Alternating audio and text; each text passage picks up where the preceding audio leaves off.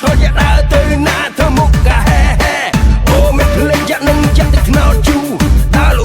បបួលគេដាក់មួយតយហើយបានស្អីនងញ៉ាំមើលកប៉ៅក្រោយអោបធំម៉ែអើក៏ទួតត្រាំឲ្យសុតខំពេញប្រមូលញឹកមិនដឹងជាញឹកទៅណា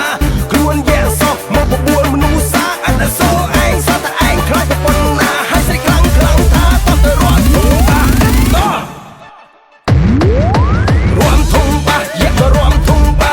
រួមធំបាយ៉ាមករួមធំបារួមធំបាថាយ៉ាមករួមធំបាស្រែឲ្យខ្លាំង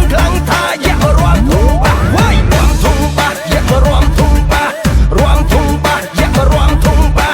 រួមធំបាថាយ៉ាមករួមធំបាស្រែឲ្យខ្លាំងថាយ៉ាមករួមធំបាវាយយ៉ាមកហើយហេ